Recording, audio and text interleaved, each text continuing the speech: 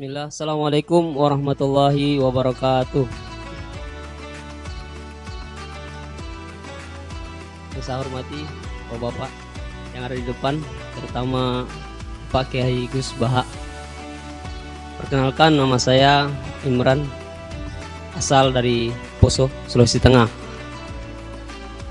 Alhamdulillah, pada kesempatan hari ini kita diberikan nikmat oleh Allah untuk bisa bertemu dengan Bapak Kiai yang mungkin secara pribadi dan mewakili mungkin perasaan teman-teman semua di sini.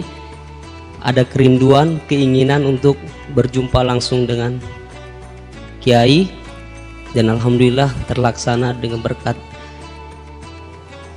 dari Allah Subhanahu wa taala melalui bapak-bapak kita dari Densus bisa memfasilitasi. Pak Kiai, yang pertanyaan saya, kita ini kan teman-teman ini bahasanya ex napiter, pernah masuk dalam kesalahan kebencian terhadap negara. Bahkan diantara kita ini ingin membentuk negara sendiri, ya kan? Apalagi kami dari Poso, terutama MIT Mujahidin Indonesia Timur, itu pengen bentuk komunitas bahkan negara di Poso gitu. Artinya ada kebencian-kebencian. Nah, bagaimana? Karena kami dulunya punya doktrin negara ini negara yang togut gitu. Negara kafir yang wajib untuk kita perangi, kita musuhi, dan orang-orang yang berkembang kita pokoknya kita basmi lah sampai tegak negara ini, negara Islam versi kami saat itu. Nah, mungkin ada pesan atau ujangan nasihat untuk kami ini untuk semakin kuat, ataupun ada kisah-kisah ataupun ayat-ayat yang menjelaskan bagaimana kita itu harus sungguh-sungguh mencintai negara kita yang kita cintai ini. Kemudian yang kedua, Pak Kiai, terkait masalah ihsan ini seperti apa? Karena mahwal Islam, mahwal iman. Nah, ihsan ini kita mungkin yang belum terlalu kami pahami. Apa itu ihsan yang kata Nabi, anta'budullaha ka'annaka tarahu fa illam takun tarahu fa innahu yarak. Mungkin ada penjelasannya, Pak Kiai, Gus. Mungkin hanya ini yang dapat saya sampaikan. Assalamualaikum warahmatullahi wabarakatuh. Assalamualaikum warahmatullahi wabarakatuh. Nama saya Wildan dari Malang. Alhamdulillah hari ini bisa bertemu dengan Gus Baha, yang memang dari saya waktu di dalam udah ngikuti YouTube-nya pada masa itu. Dan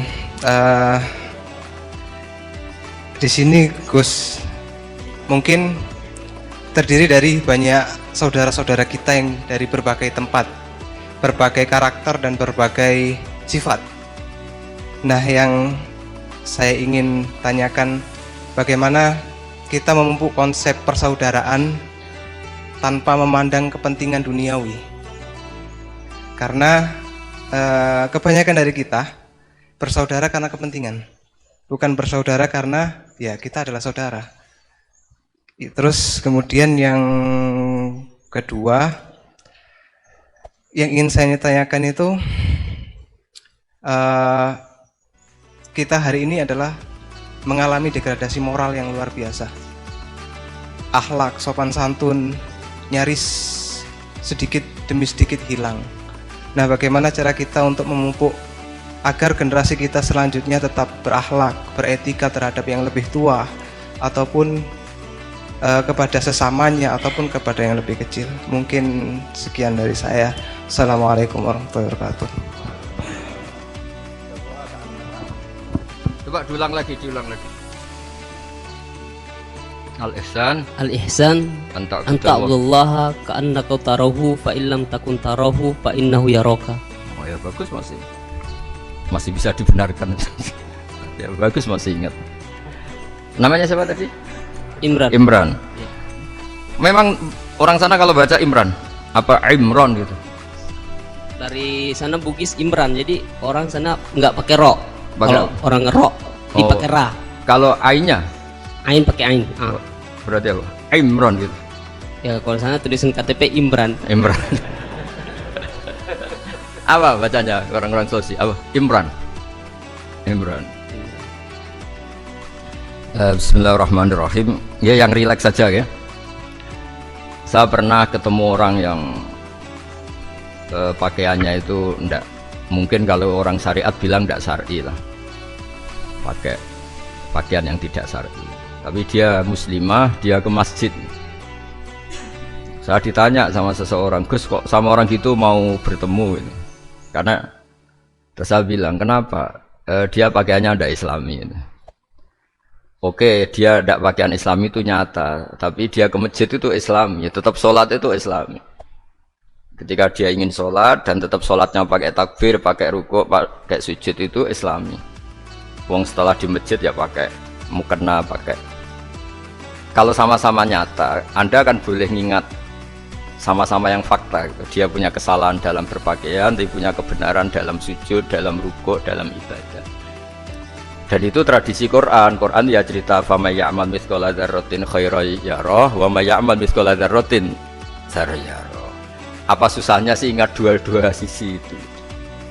Sama bernegara atau bertetangga, kita bayangkan jangan bernegara dulu, terlalu luas, bertetangga saja ukuran. Karena nanti sama, bernegara sama bertetangga itu hadisnya sama.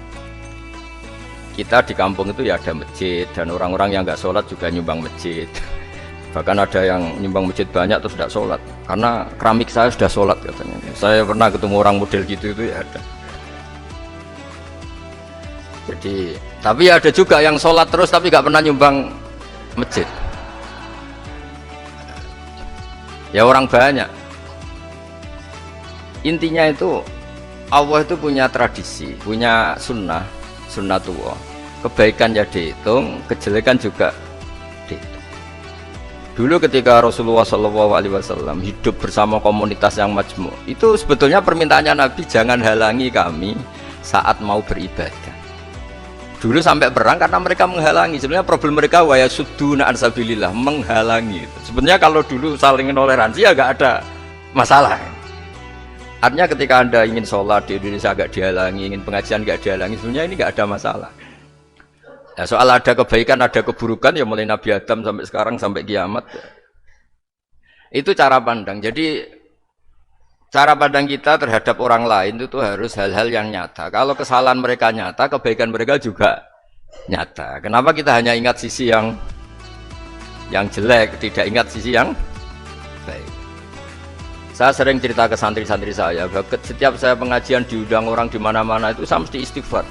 Karena gak ada pilihan. Saat saya datang ke pengajian di Sulawesi misalnya, saya tinggal ngaji di sini. Saat saya ngaji di sini, tinggal undangan yang di sana. Hidup itu tidak banyak pilihan, meninggalkan kebaikan, melakukan kebaikan. Artinya gini, dalam kebaikan saja ada kebaikan yang ditinggalkan. Apalagi dalam kejelekan. Makanya di sini ada pepatah terkenal dalam ilmu tasawuf itu, wastighfaruna yahtaju ilal istighfar. Saat Anda baik saja butuh istighfar. Bapak saya kalau guyon gini, Mas Sofyan, ada imam istiqomah jadi imam masjid sampai tua sampai batuk-batuk, itu bagus istiqomah, tapi itu masalah kata bapak, akhirnya nggak kaderisasi katanya. Itu istiqomah apa nggak mau diganti orang lain ya? Ada kiai dai di mana-mana, itu mesti orang muji, oh itu dai di mana-mana, laris nggak pernah di rumah. Pondoknya pasti bubar itu karena ditinggal. Jadi kebaikan seperti ada orang sering sowan kiai. Wah itu malah lebih masalah lagi kan. Kadang kiainya pas istirahat, yang disalamkan template uang jatah susu anaknya. Hari itu waya tagihan malah lari sowan kiai. Jadi harusnya di rumah ada berdoain tagihan listrik entah apa. Jadi makanya di hikam itu terkenal kata-kata manusia itu siapa? Manusia itu mangkanat mahasinuhu masawiyah fakih falatakunu masawihi masawiyah. Manusia itu orang ketika baik saja salah, apalagi pas salah. Coba saya misalnya pidato begini, di atas panggung saya orang alim pidato nasihati orang. Di saat yang sama seperti yang tanya Mas Wildan tadi, ada agak sopannya. Di situ ada mungkin orang yang lebih sepuh timbang saya. Masa lebih muda kok di atas? Yang di bawah lebih tua? Ada tidak sopannya? Mau nggak pidato disuruh, mau di atas tisu nggak sopan sama yang. Tapi misalnya yang paling sepuh pidato nggak pernah ngaji kok pidato terus gimana? Artinya ketika kita baik saja ada salahnya, apalagi pas salah. Sebab itu ajaran Rasulullah itu suruh berdoa Rabbana dzolamna anfusana. Sebelum minta itu merasa ya Allah kita ini mendolimi diri kita sendiri. Karena dalam pilihan-pilihan itu pasti ada salahnya. Coba misalnya Anda bangun masjid habis 2 miliar, yang harusnya 1 miliar sudah jadi. Terus nanti suatu saat ketemu Allah ditanya, itu ada orang miskin, fakir miskin, yatim. Andai kan kamu sumbang 1 miliar itu sejahtera semua. Gara-gara kamu bangun masjid terlalu mewah. Ya tapi kadang-kadang orang kebaikannya itu orientasinya bangun masjid, gak tertarik nyumbang fakir. Saat itu cara berpikir gitu mau apa? Tapi kalau dia kumo luhur manusia terbaik karena bangun masjid 2 miliar, coba diaudit secara kepentingan syar'i. Penting mana dengan ngasih makan fakir miskin? Penting mana dengan menikahkan janda misalnya? Penting mana dengan pendidikan? Apa artinya masjid mewah orang nggak tahu halal haram, nggak tahu najis, nggak tahu cara sesuci, nggak tahu cara adzan yang benar? Terus penting mana untuk beli kitab sama dipakai masjid? Apa artinya beli kitab apa tapi nggak makan? Penting mana makan sama beli kitab? Ada auditnya. Makanya manusia itu ketika baik pun disuruh istighfar, apalagi ketika salah. Nah dengan perasaan seperti itu kebencian pada orang lain luluh karena potensi baik pada orang lain ternyata tinggi dan potensi salah ke kita juga tinggi. Nah, dilatih gitu. Jadi di Ihya itu ada kitab tawadhu. Kitab tawadhu itu dilatih ketemu orang tua. Gua aksaru ibadatan, dia mesti ibadahnya lebih banyak karena lebih tua timbang saya, pasti sholatnya lebih lama timbang saya. Ketika Anda sudah tua melihat anak-anak, gua aqallu minni maksiatan, mesti maksiatnya tidak banyak karena masih kecil. Terus ketika melihat orang fasik maksiat, la'allahu yatubu alaih fa innahu tawwabur rahim, mungkin Allah memberi tobat, bisa saja. Umar itu ingin bunuh Nabi, tapi Allah memberi tobat. Yang sowan kiai saja tidak mesti dapat tobat. Umar ingin bunuh Nabi, tapi Allah memberi tobat, akhirnya ya tobat jadi Islam yang baik. Dalam sejarah Wali Songo Kalijogo sowan Sunan Bonang itu ingin garong, tapi malah jadi muridnya jadi wali. Kalau Allah sudah menghendaki tidak ada ya. Perang Uhud orang Islam kalah itu karena panglimanya siapa? Khalid bin Walid, tapi dia malah yang dapat hidayah. Nah sama orang yang sekarang Anda benci bisa saja Allah merencanakan ada apa? Hidayah di situ. Dan kita yang merasa benar jangan saja ada rencana Allah bikin kita su'ul khotimah, na'udzubillah min dzalik, kan tidak pernah tahu. Nah, dari tidak pernah tahu itu orang diusahakan tawadhu. Wa ma adri ma yuf'alu bi wala bikum, kita tidak pernah tahu. Makanya meskipun saya ini kiai terus kata orang banyak itu kiai top, kalau istighfar ya nangis betul kan. Cuma kan nggak perlu di depan umum, nanti udah ke penampilan kan ribet kan nanti. Sudah nangis nggak ikhlas, nggak mutu. Ya gitu ya. Yang Mas Wildan tadi apa pertanyaannya diulang? Selain masalah akhlak tadi. Tentang bagaimana cara kita bersaudara tanpa memandang kepentingan duniawi. Nah ya makanya tadi saya bilang bernegara itu pakai hadis, misalnya Nabi pernah ngendikan kamu itu punya 3 tetangga, yang satu punya 3 hak, yaitu dia tetangga kamu, dia seagama kamu, dia sesaudara kamu. Jadi ada 3 hubungan, seagama, sesaudara, dan dia apa? Dia tetangga kamu, dia seagama dengan kamu, dia masih kerabat kamu. Terus ada tetangga yang punya 2 hak, yaitu dia tetanggamu, seagama dengan kamu, tapi tidak sekeluarga dengan kamu. Terus ada tetangga yang punya 1 hak, dia ada keluarga kamu, dia ada seagama dengan kamu, tapi tetap punya hak karena itu tetangga kamu. Dan itu kata Nabi semuanya berhak kamu baikin, karena ada hakul jar. Makanya dulu doa ada bil kubri itu ceritanya sederhana. Ada seorang perempuan Yahudi ya, sowan Sayyidah Aisyah. Kalau sowan ya dikasih uang sama Sayyidah Aisyah. Padahal Yahudi ya. Ketika dikasih uang, terus si Yahudi tadi, semoga engkau diselamatkan dari siksa kubur. Zaman itu Sayyidah Aisyah belum dengar hadis tentang siksa kubur. Setelah Rasulullah datang, saya tadi diminta didoain, ya saya terima karena saya nggak percaya. Terus Nabi ngendikan itu benar adanya siksa kubur. Ketika komunitas Yahudi di Madinah itu puasa Asyura, Nabi coba tanyakan mereka, kenapa puasa Asyura? Padahal orang Yahudi. Oh, terus setelah ditanya, Yaumun najjawahu fihi Musa, itu hari di mana Allah menyelamatkan Nabi Musa, kata orang Yahudi. Terus kata Rasulullah, nahnu ahaqqu bi Musa. Saya juga berhak menghormati Musa. Kemudian Nabi puasa. Suatu saat lagi ada orang Yahudi datang, ya Rasulullah, ya Muhammad, manggilnya ya Abul Qasim karena orang Yahudi. Ya Abul Qasim, nanti nasib langit bumi ini di mana? Manusia yang sudah mati-mati di mana ketika bumi dihancurkan? Mayat-mayat yang sudah di kuburan di mana? Terus orang Yahudi tadi bilang, innallaha wadu as-samawati ala dzih wal ardina ala dzih. Soalnya Allah itu bisa saja mengelola langit bumi yang sudah hancur gini-gini. Nabi itu tertawa-tawa. Dalam sebuah riwayat disebut hatta badat nawajidu, tertawanya Nabi itu lepas sampai giginya kelihatan. Kata rawinya tasdiqan liqaulil khabri, karena Nabi membenarkan orang Yahudi tadi. Jadi intinya dalam banyak hal itu ya dicari kesamaan. Makanya kalau interaksi dengan kelompok lain kata Nabi la tusaddiquhum wa la tukadzibuhum. Kamu jangan mengiyakan juga jangan menolak. Kamu tolak jangan-jangan pas yang sama dengan ajaran kita. Kamu benarkan jangan-jangan yang tidak sama. Ya sudah, kalau nggak sependapat ya jangan ngambil sikap. Nah itu juga yang dipraktekkan Rasulullah SAW. Nabi yaqumu lailatan yuraddidu hadil ayat. Nabi pernah sholat 1 rakaat hanya ngulang 1 ayat. Itu aja nggak selesai. Yaitu ngulang-ngulang ayat. Fa'aqulu kama qalal abdus sholeh in tu'adzibhum fa innahum ibaduk wa in taghfir lahum fa innaka antal azizul hakim. Pun Gusti kula nyerah. Semua ini hamba jenengan, monggo jenengan napakno sing duwe jenengan. Intinya itu ini wilayah jenengan, ndak wilayah saya. Nah kadang-kadang kita sebagai manusia itu jumawa seakan-akan itu wilayah kita. Kita nyiksa terserah kita, mengampuni ya terserah kita. Padahal tidak milik kita. Dunia ini milik Allah Subhanahu wa ta'ala. Makanya yang terakhir saya ijazahkan ijazah bapak. Bapak saya itu orang hafal Quran, alim tapi lucu, senengannya guyon. Kalau ngajarkan saya tauhid, tasawuf itu gampang. Hak, kamu punya tetangga, punya Innova. Terus kamu berpikir, kamu miskin berpikir, itu pajaknya aja berapa? Kalau apa itu bannya sudah halus, itu gantinya kayak apa? Kalau rusak kayak apa? Terus kata bapak, ngora melok duwe kok mikir, udah ikut punya kok mikir. Terus coba kamu nggak ikut punya Alphard. Terus saya mikir, wah itu pajaknya berapa Pak Martinus, bisa dipakai beli motor kan, pajaknya apa? Alphard ini. Oh nggak ikut punya kok. Nah, dunia itu rawekmu, mbok pikir lah apa ono sing duwe. Maksudnya dunia itu milik Allah, apa kamu pikir itu milik yang punya itu.